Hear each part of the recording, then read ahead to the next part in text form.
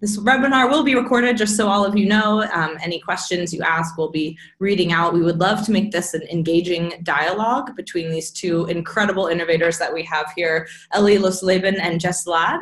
Ellie is the founder of the Rape Crisis Counseling platform and company, and Jess Ladd is the founder and CEO of Callisto. And we are here, the Women's Impact Network from Singularity University. My name is Molly Pyle.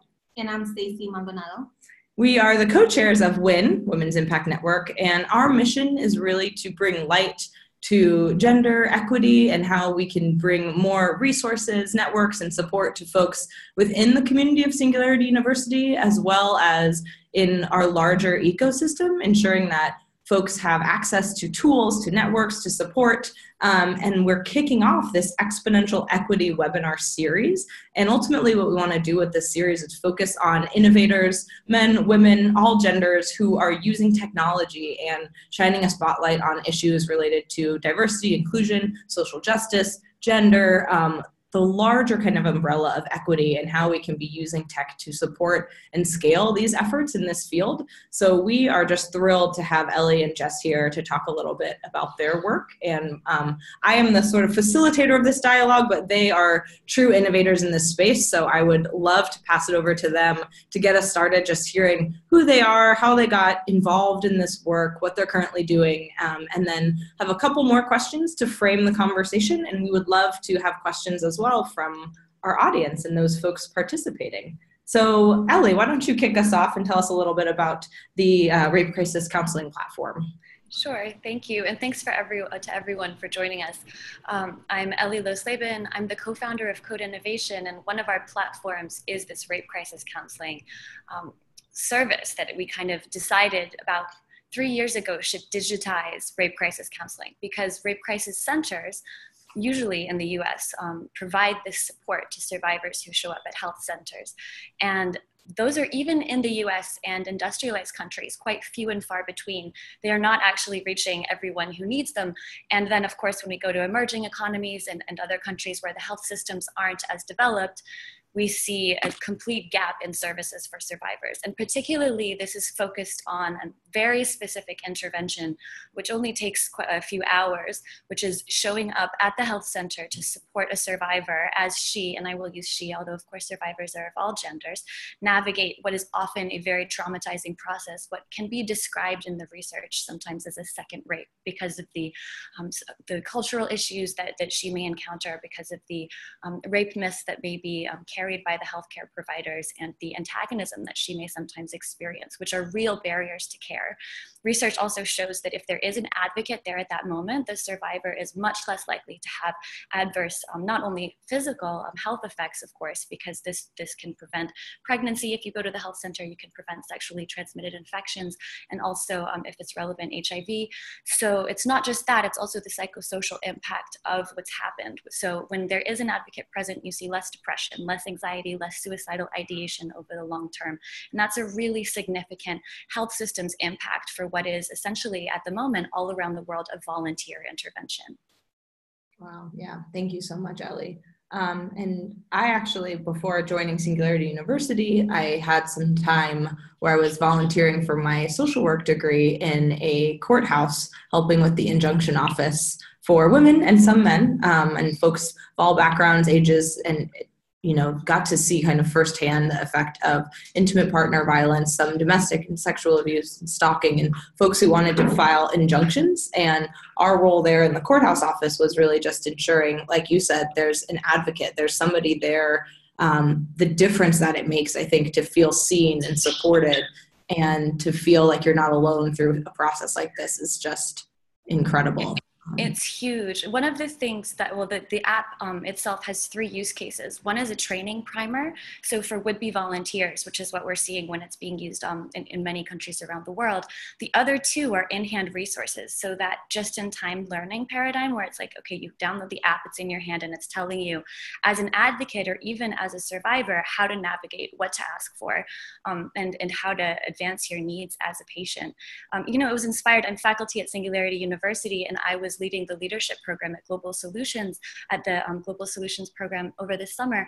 And we were talking about these issues with participants and talking about this need. And actually, that's one of the ways I decided this was important, was kind of testing it among a group of our participants and hearing that actually this was something valuable and needed and useful. Wow, that's such a good segue, I think, too, into Jess, your work. And if you want to tell us a little bit about you and Callisto and how you got to do what you're doing right now. Yeah, absolutely. So Callisto is a tech nonprofit, and our mission is to create technology that's our old mission, to combat sexual assault, support survivors, and advance justice. We have two main initiatives.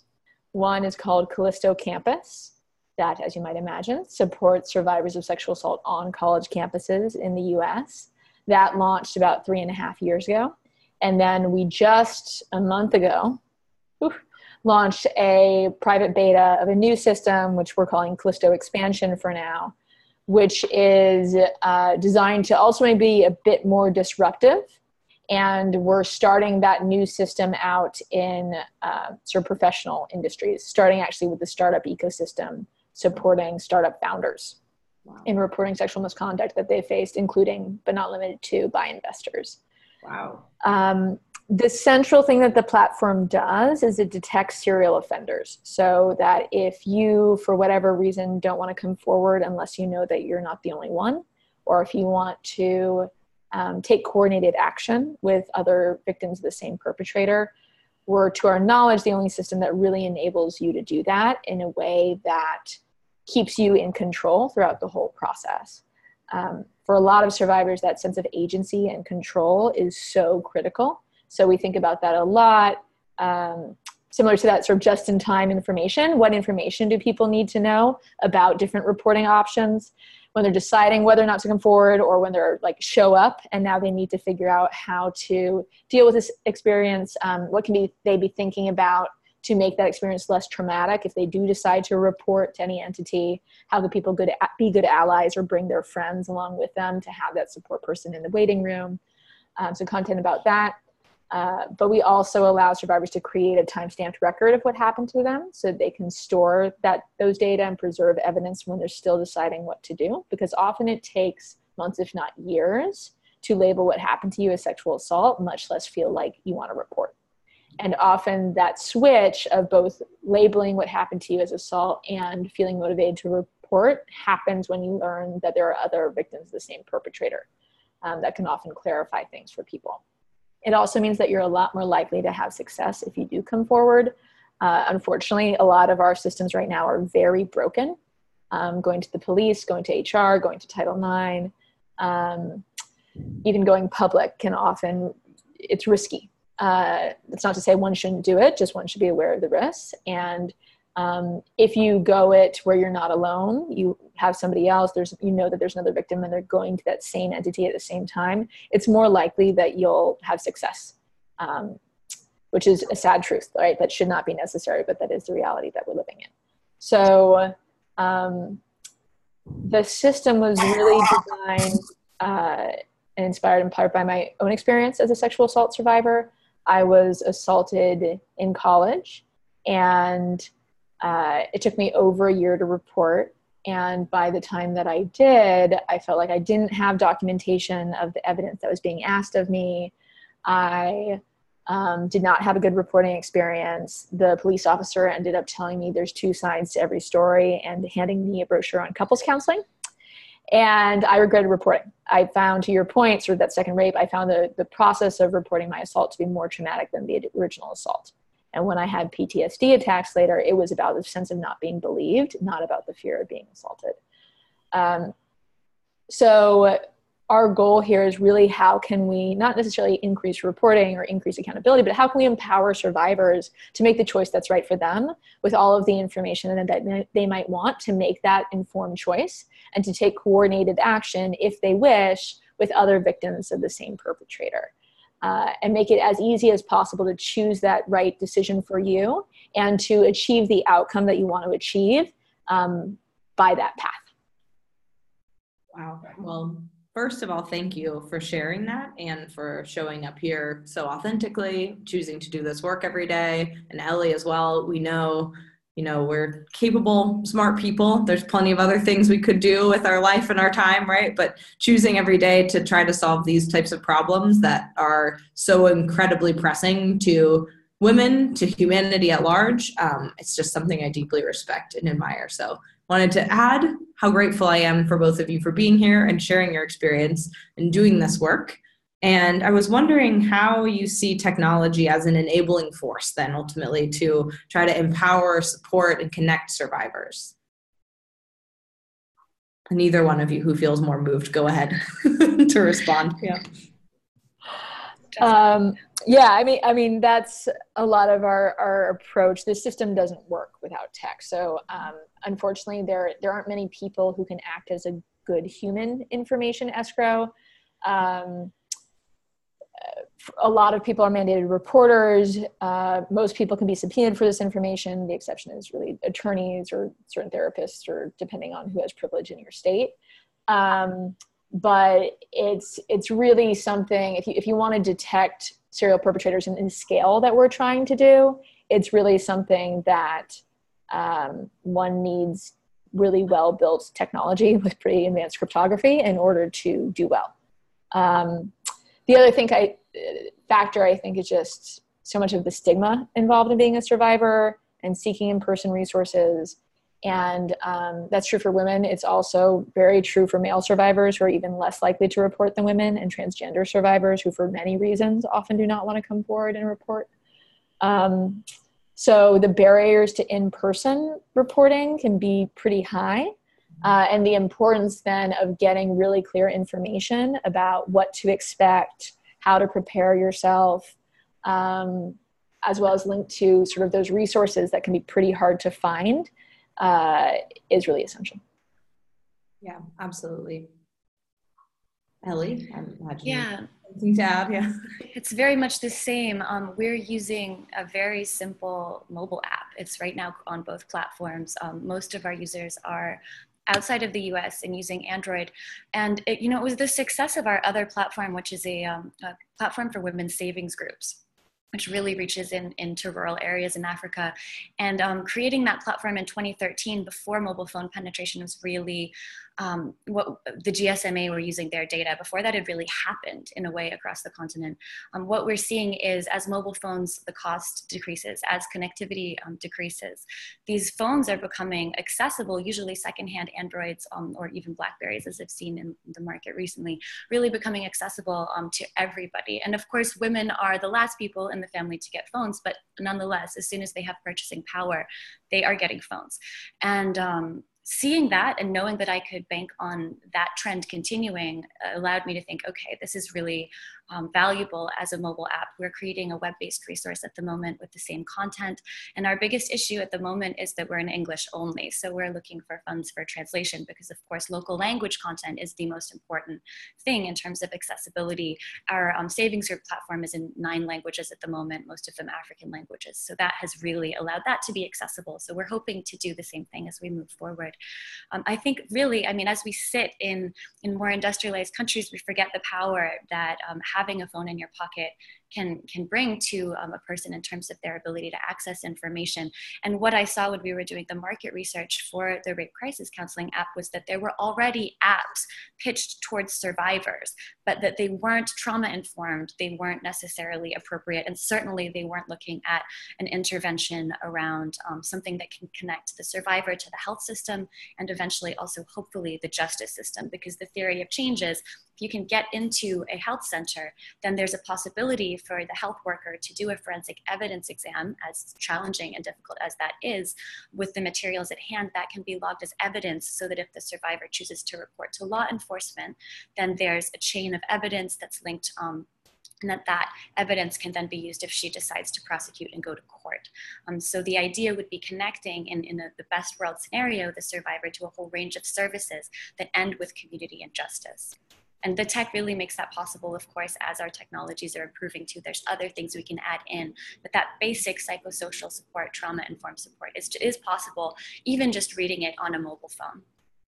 That's fantastic. And I love your mention of the accessibility and how many, I know, other languages you use in other code innovation projects. So that is just really great to hear. We got a timely question, so I want to ask from Alejandro from Buenos Aires, who said there was a huge case, and this is for you, Jess, last Tuesday from an actress, a group of actresses reporting together, 100 actresses together on a press conference of sexual assault happened 9 years ago.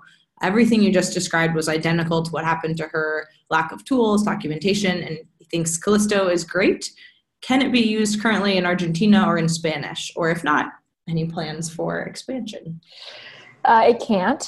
So at the moment, it's English only and very much restricted to the US. The US focus will probably continue for quite some time. The way that the new model works that we just launched is an event of a match, meaning us finding a repeat offender. We connect both victims of that same offender to their own attorney who helps them figure out what their legal options are.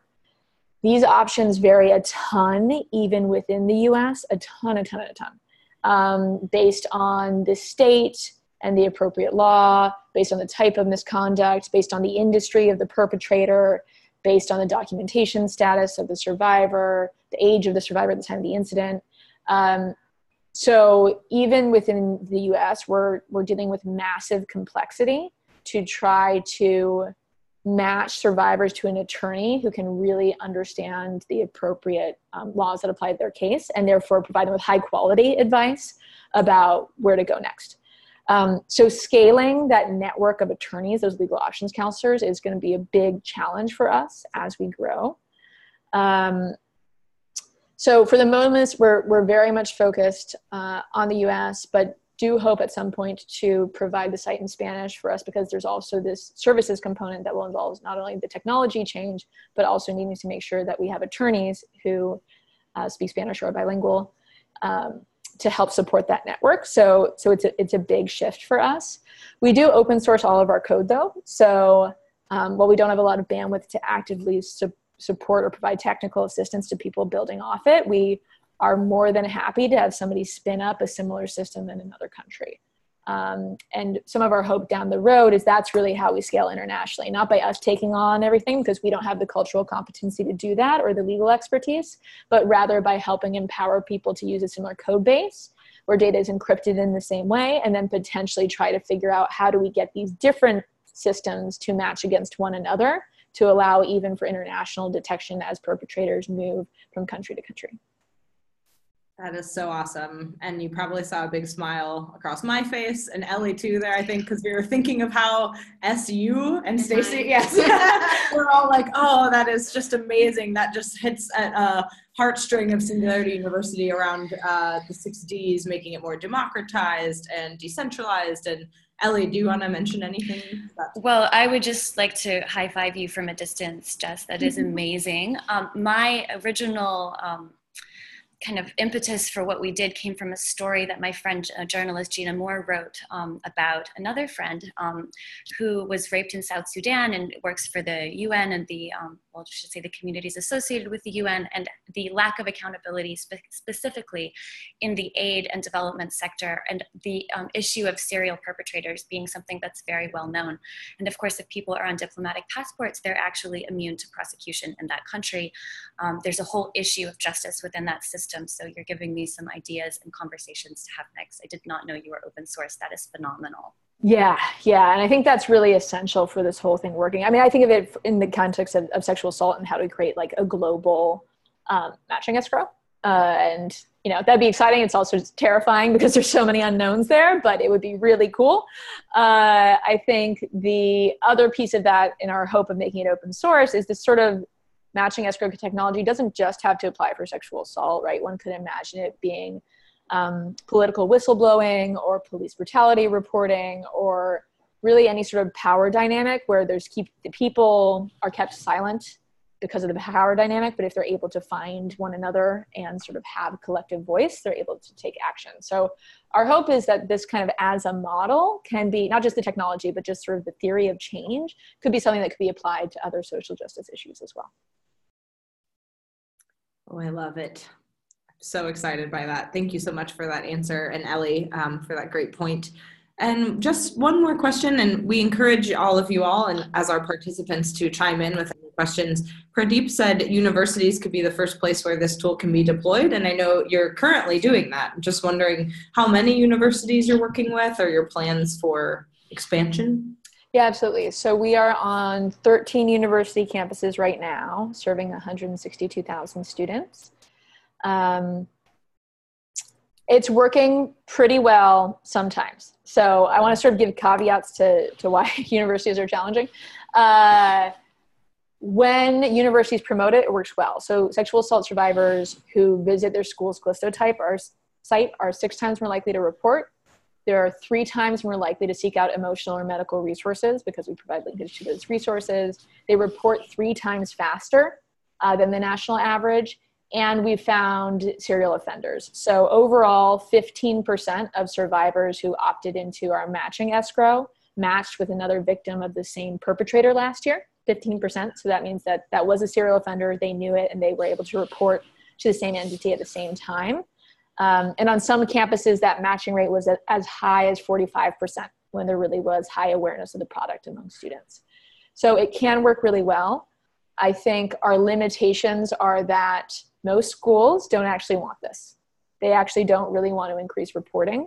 I wish that wasn't the case, but it is. Of those who adopt it, not all of them actually promote it to their students. And sometimes our contract with that school kind of hamstrings us from being able to directly promote it to the students ourselves, not to mention just cost constraints. Mm-hmm. If the student doesn't trust the university, will they actually want the report to go to their Title IX coordinator? And as Title IX changes in the US, where there's all this new regulation coming down from the Trump administration, it's going to mean that reporting to one school becomes a less and less attractive option. Mm-hmm. Plus, our current campus model doesn't match across institutions. So for all of these reasons, we're trying out this new model, which we hope will be able to apply to college students as well as sort of professional industries, that allows for a potentially more decentralized and disruptive system where match cases are assigned to these attorneys rather than the campus model where right now we send reports to the university. Got it. Thank you. Great. So I'm wondering too, on the hopeful side, when both of you look into the future, and all of us really, what is your hope for innovation for survivors and using technology in particular? What is something you would love to see? Okay, definitely open source so that we can be sharing and spreading these solutions as fast as there are people willing to implement them in their countries and their communities. I think that the other piece of open source that often gets ignored is the interoperability, building things that can work together, that can create a network of response so that one person isn't asked to do everything. One of the key resistances I had when I was pitching my idea was I was told by gender-based violence advisors, which is what they're called in the international aid industry, that if I wasn't connecting survivors to local resources, that I was actually causing them harm, which I don't agree with. But the idea that then, well, what we solve that by saying, okay, this is how you can find resources that may or may not be available. Here's how you search. Here's how you could look online or offline. But there is a real need for a connected network from everything from prevention to response. And the idea of also, I just have to presence funding being a real issue, because there's a lot of funding around women's rights, women's issues. Well, I don't want to say a lot. There isn't a lot. Okay, so what is already there is very much towards in-person things. When people write funding checks, they don't often think of technology as something to earmark funds for.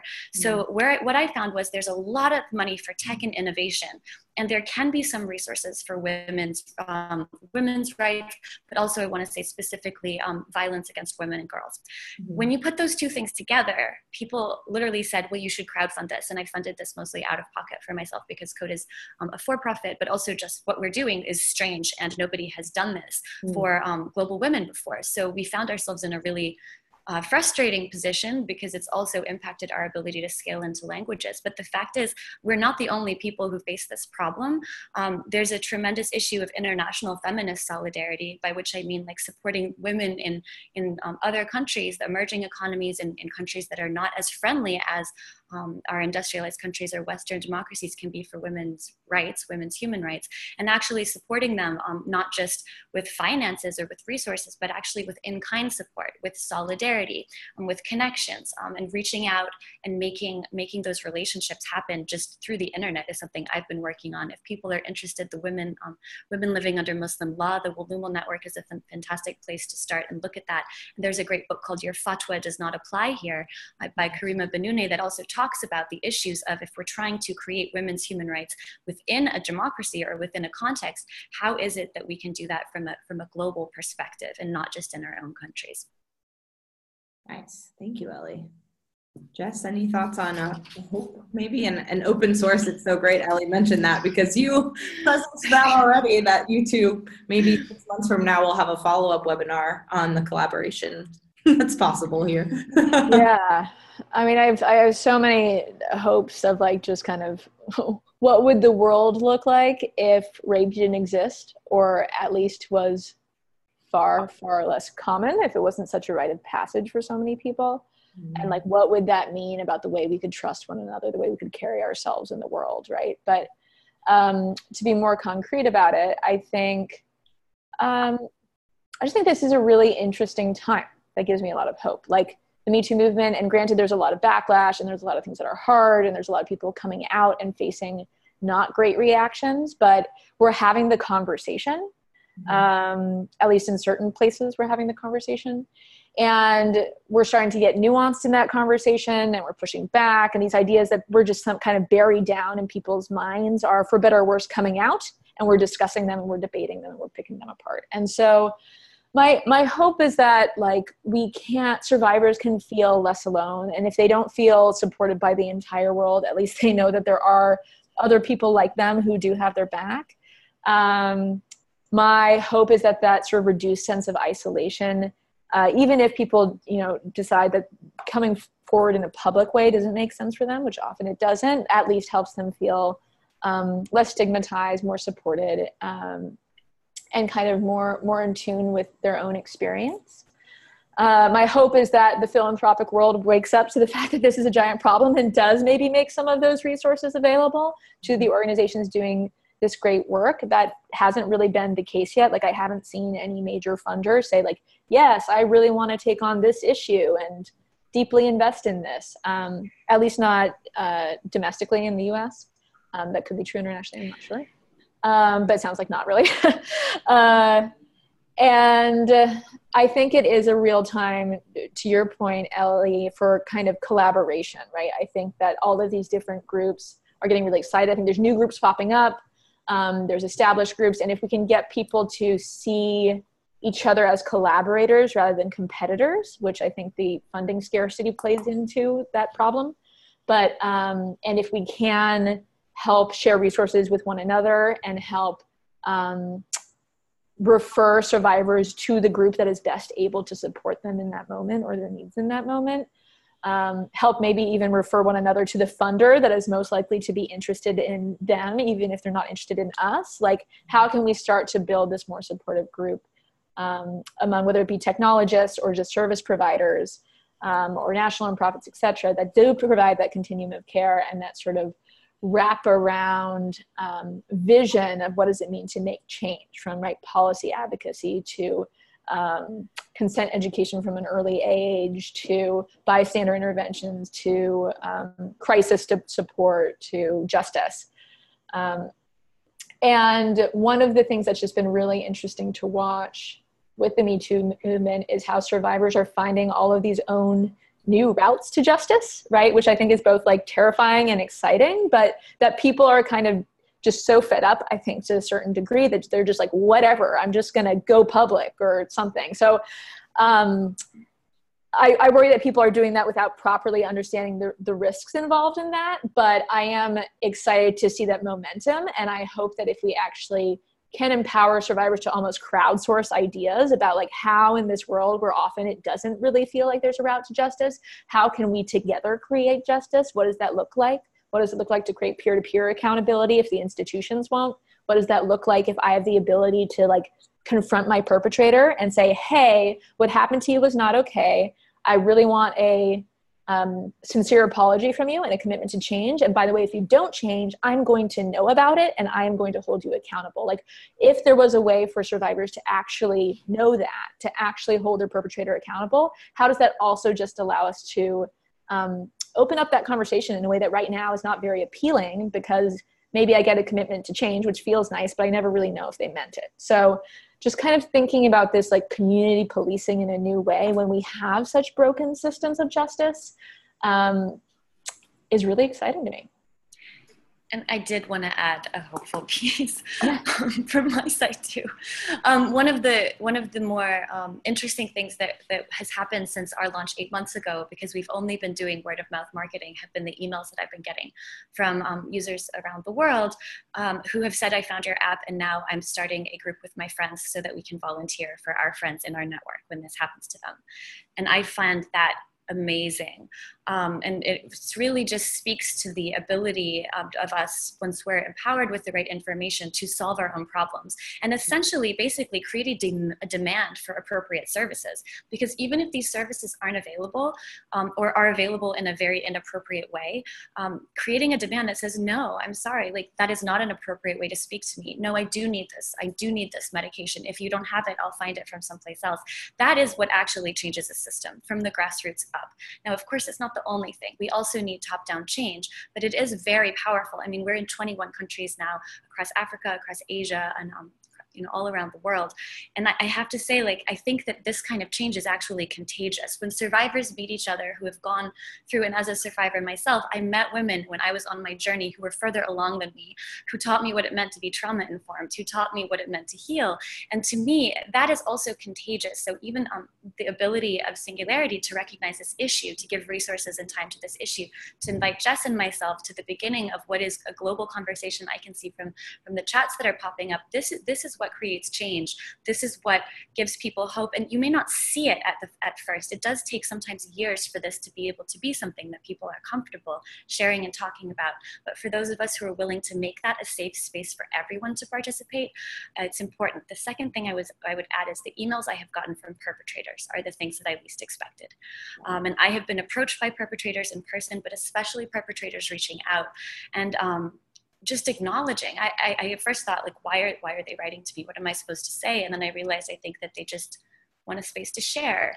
And for many who are not the serial perpetrators, who found themselves in this kind of very uncomfortable area of recognizing that this was an action, that's a conversation that also I'd really like to see happening more. It gives me a tremendous amount of hope.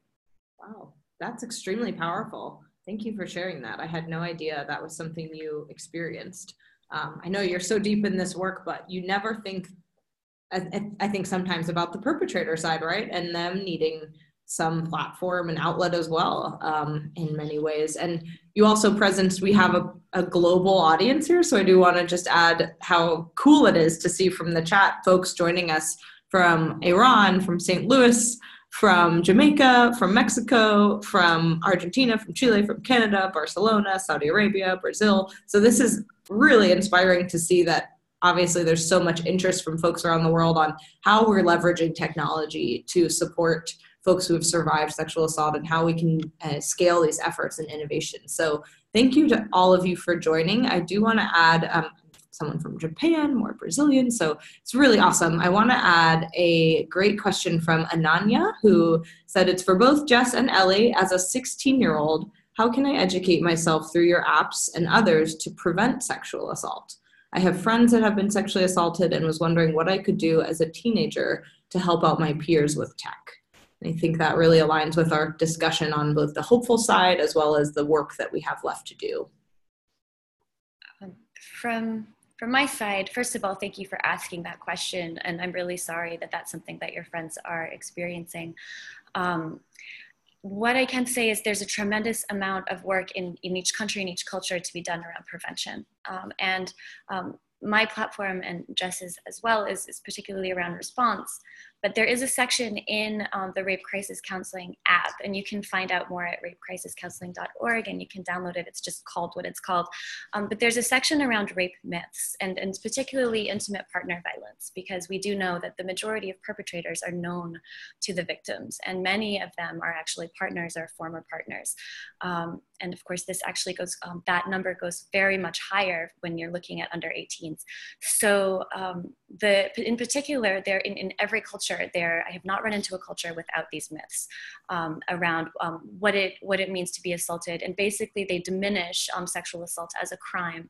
So that would be a really interesting conversation to start in your groups, in your communities, with your friends, but also with your teachers, with the adults in your life, because these are things that many of us carry without even recognizing them. When I was working on the content myself, it was very confronting, particularly around intimate partner violence. I had the impression that intimate partner violence was when you had bruises and was always physical. And of course, recognizing that intimate partner violence is also psychological, is also emotional. And you may not ever see it. A victim may not present in the traditional way you expect them to is also important.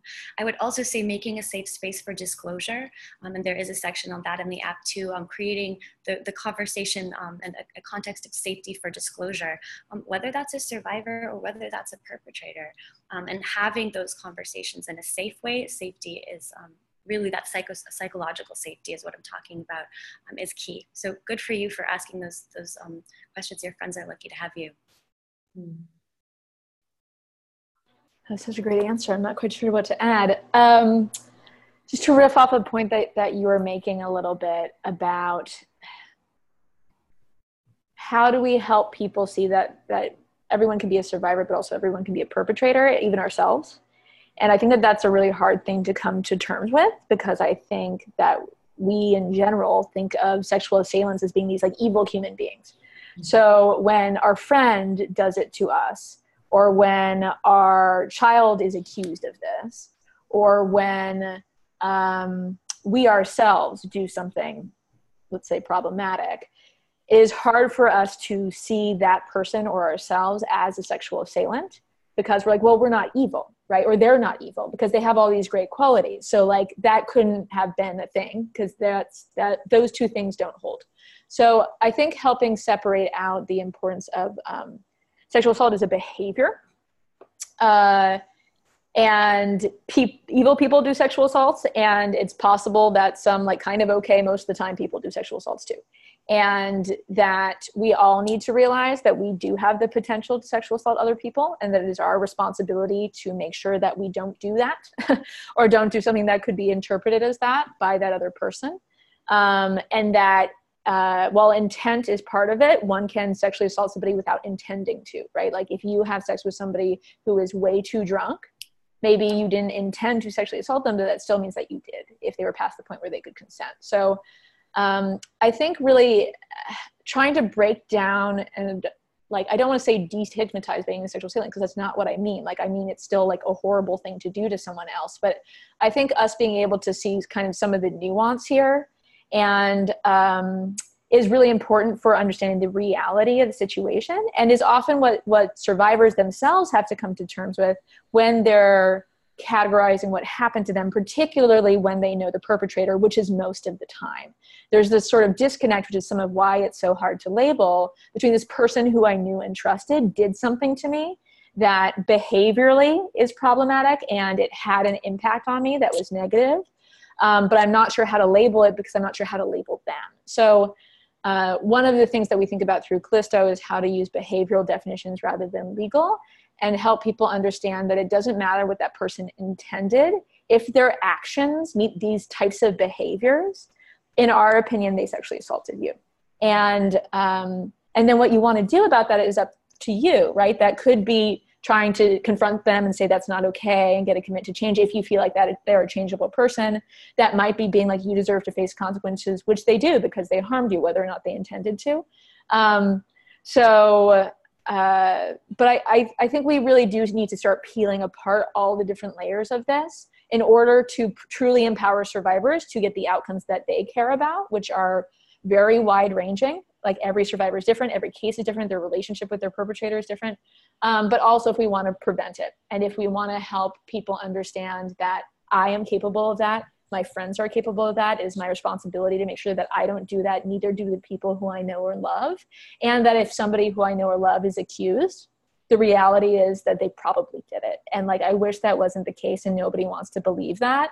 But when we see this lack of support for survivors or the public perception, it's because I think we're really struggling with this. I think we've gradually become to terms with like, yes, my daughter could be sexually assaulted. Oh my God, isn't that terrible? And then to some lesser extent, so could my son, so could my child of any gender.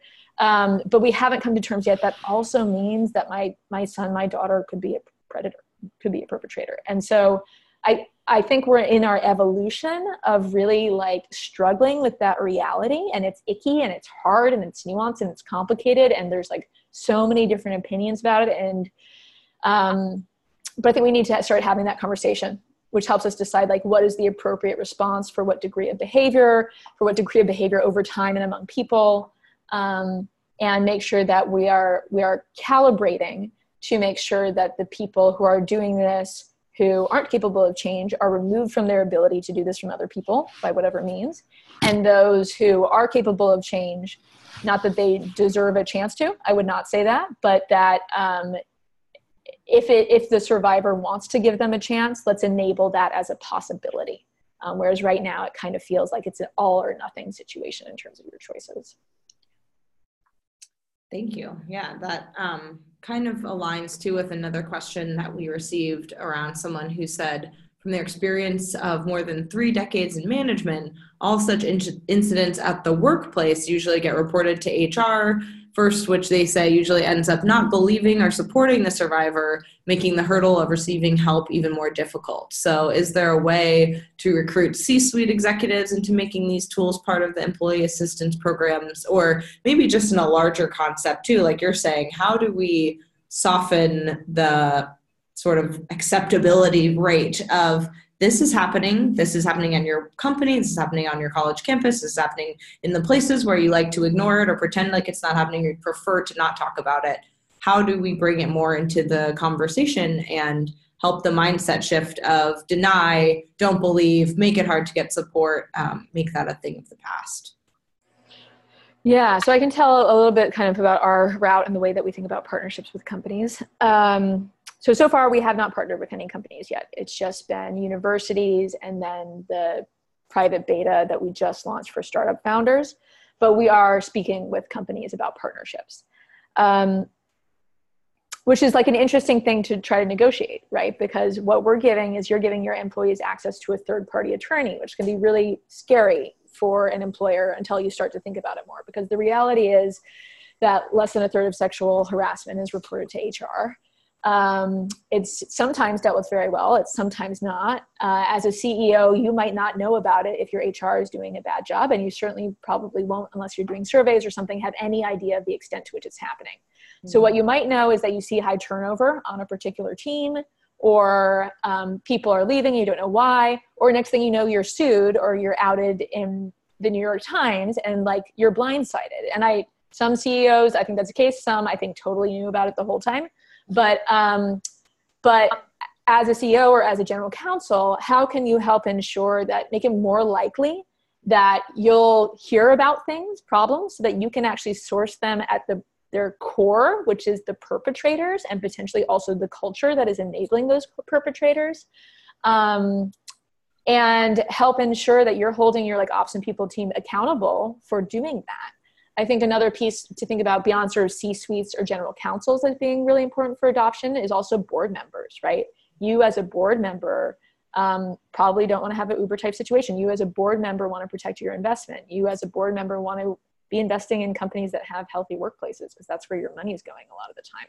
So how can we also help boards, and this is some of why we're interested in getting to the startup ecosystem, which involves venture capitalists and founders who are often also CEOs. How can we help this community see the value of, from like a very early on in a company, investing in a healthy culture, investing in accountability, investing in knowing about somebody's previous track record, which might have happened before your company, which often right now is totally siloed, right? Each HR department just has their own database that nobody knows about past behavior. And there are a lot of legal reasons why nobody shares that information to each other. So really trying to figure out how can we get people as an industry, as a collective, to try to identify these serial predators and get them out of that industry, I think is so key. TBD how compelling companies are going to find that. So far vary, but that said, we're talking to the early adopters. We're talking to the people who reach out to us. So we'll see as we grow. Absolutely.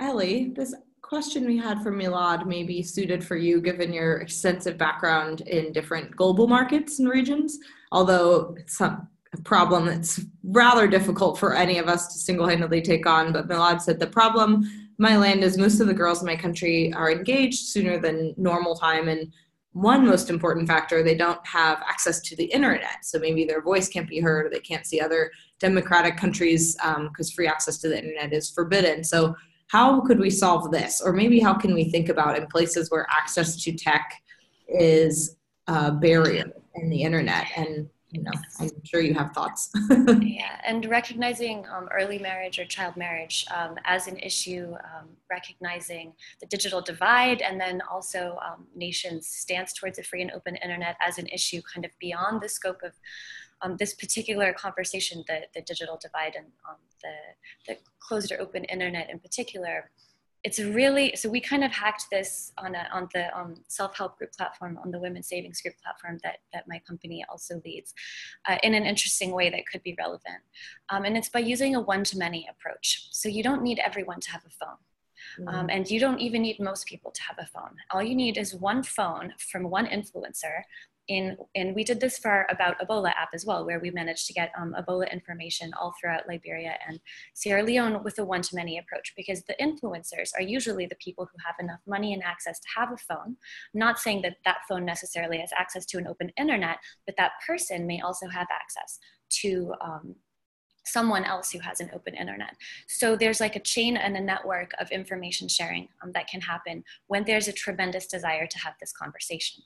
So it takes leaders, and these leaders exist in every country already. I'm sure you know many yourself, who are doing this work, who are tremendously unsupported. And so it's up to those of us with privilege and with resource to figure out a way to help and support them, whether that's just through giving them resources and encouraging them to do behavior change communication or behavior sensitization in their community.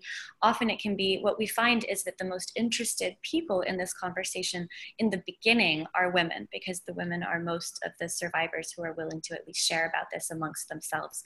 And so while that's not the ideal end of this conversation, this is a conversation that belongs firmly in all parts of society in order for us to reach our desired outcomes. We have to start where we can, and we have to work with what we've got. And so using that one-to-many approach and saying, like, who is the influencer in my community? How can I reach him?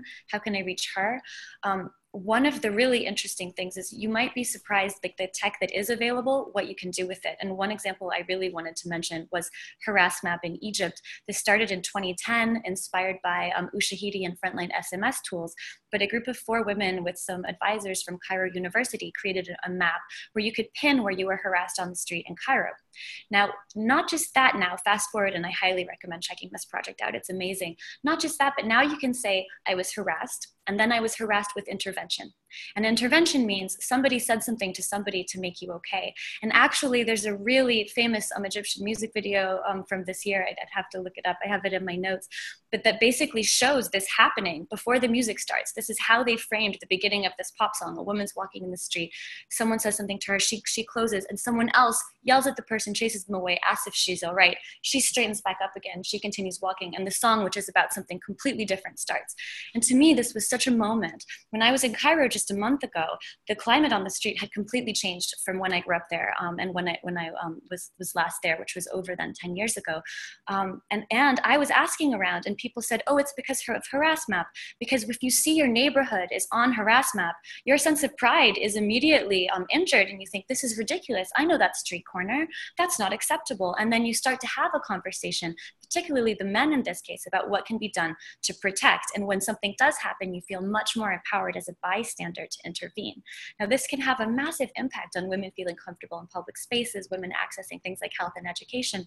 So although is happening in a government that has often closed the internet for different reasons, so there are different ways around this, and it's very innovative to see how people are also thinking creatively. That is awesome. And shout out to Stacy for Googling that like as you were talking, and she just posted the link in the chat. So for everyone who's interested, check out that. And we also have posted links to the Rape Crisis Counseling app, and you can learn more about Ellie's work and Jess's as well, just as a side note, but we're not done yet.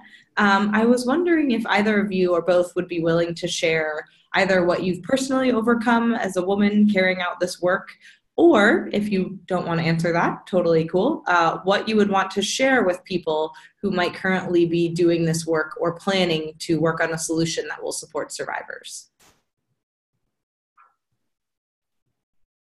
Go ahead, Ellie. You're unmuted. All right. Well, as a survivor myself, I would say that, as Jess shared, it took me many years to recognize what had happened, and to come to terms with the impact that it had on everything. And so finding a supportive community for those of you who are survivors, and of course from all genders, from all races, from all socioeconomic statuses, nobody is immune to this. So when that awareness starts to come, getting trauma-informed support, and I'm recognizing that in most cases, the traditional model of going to a therapist, as we would in the US, is not accessible, not available. And in some cases, that therapy may not be appropriate if it's not trauma-informed. So you need to find a supportive community, and you need to get that for yourself first and foremost, because if you're not supported in your own path of healing, you're not going to be able to be supported doing this work. That said, there are a tremendous number of allies that may exist because of the power of these platforms of social media. Of course, they can also be used for bad, but the ability to network with other people is unparalleled now. The ability to reach out to other leaders, to get support, to ask advice, and to just have people in your corner who are going to support you when you feel discouraged. Because as we mentioned, the funding ecosystem really needs to grow. And I would like to encourage all of us here who have connections to these funding ecosystems to bring this conversation to them, and to encourage them to be seen as the heroes and the providers of protection and support that the survivors all around the world are asking for and are missing. So for innovators in particular, you're going to face like all the normal challenges of being someone working in tech or doing a startup, plus all of the psychosocial resistance in your society, in your culture, and anyone that you meet, because what you're doing is creating very fundamental change, a change in our power dynamics, changes in how things have been for, in many cases, thousands of years. This has not been seen, sexual assault has not been seen as a crime, and still is not seen as a crime in many places. This is something that is on each of us, unfortunately, individually in our actions to change as we confront this in our day-to-day life and in our work, but also as groups, also as societies. And I love how Singularity University is presencing this and taking a stand in that way. It's a very powerful global message. And I know it's being heard by our community. So, I mean, it's not easy, I'm not gonna lie, it's not easy, but it's absolutely worth it. And the sense of being part of this transformation, I wouldn't trade it. I wouldn't trade it for the world. So definitely feel free to get in touch with me. If you're looking at using technology in this area, I will share what I can to support you. And I know many of us in this ecosystem also feel the same. There need to be a lot more of us, and I'm sure that there will be. Awesome. Thank you so much. Jess? Can you repeat the question?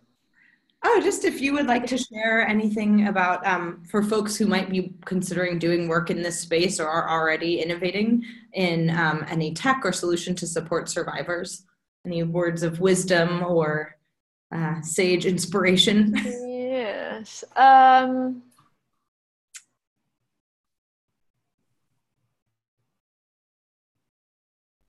I think there are a few kind of important pieces. A lot of them are kind of general startup pieces, right? Like if you're starting a new initiative, like check your assumptions, try to be focused, really carefully define the problem that you want to solve, and then challenge it and test it and make sure that's the real problem, and challenge the idea that what you think is the best solution to that really is, figure out how you're going to measure that, like general stuff.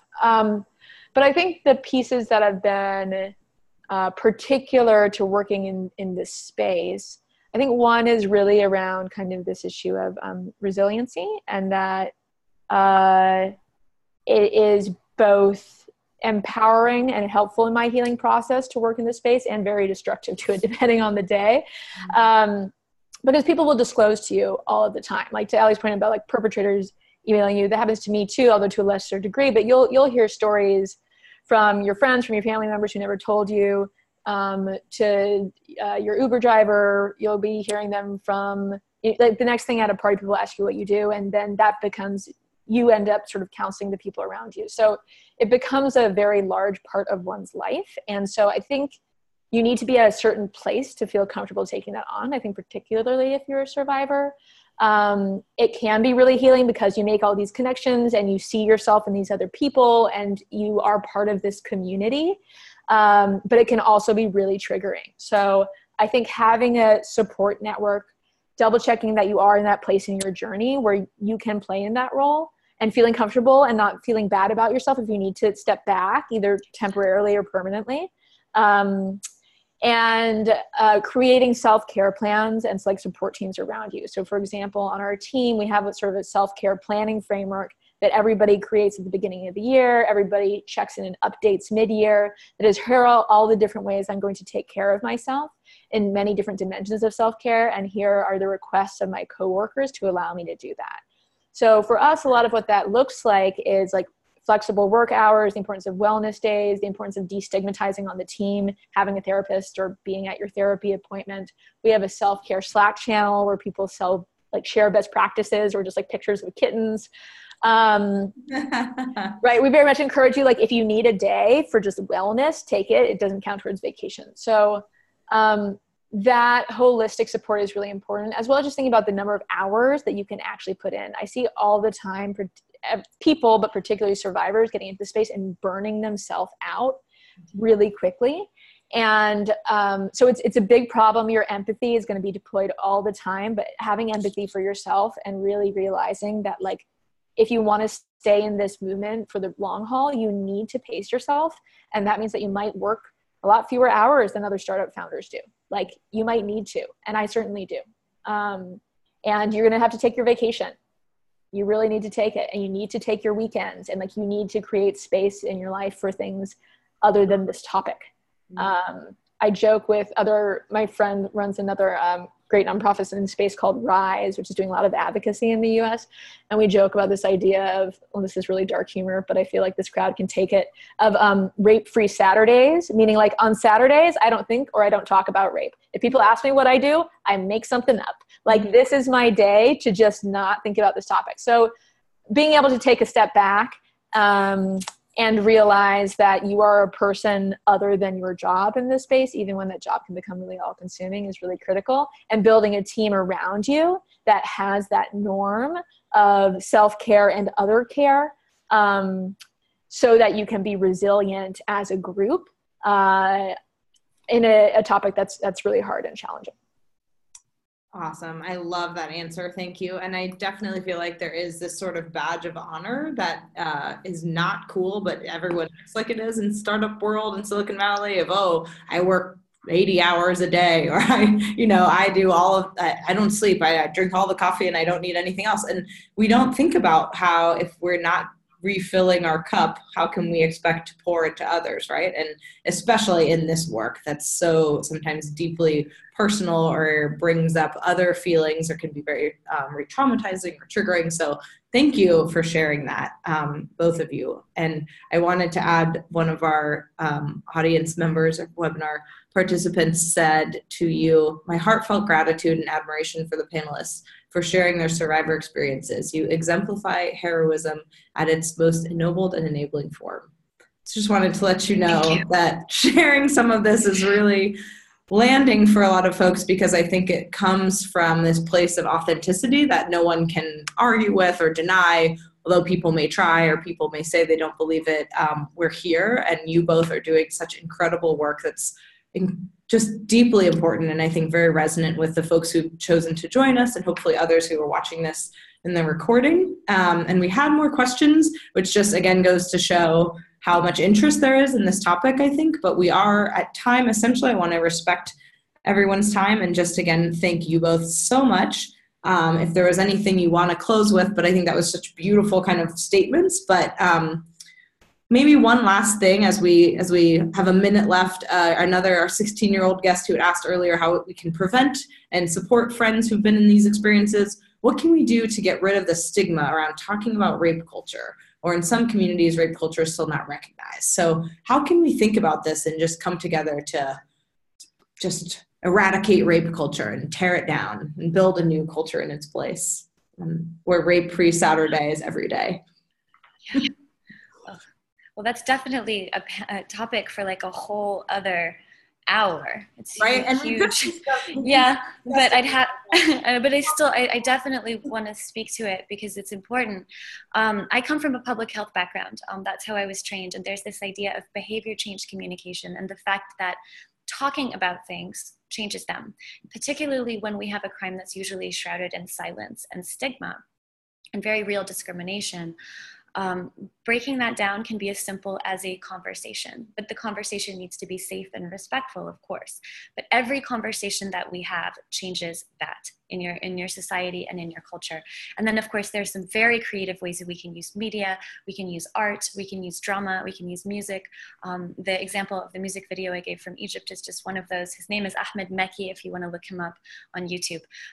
So I think it's for all of us to kind of play in that space and to allow it to become a safe topic and just a safe topic for everyone. It's not an easy job. It's certainly not going to happen overnight, but for each one of us who's willing to do it, thank you.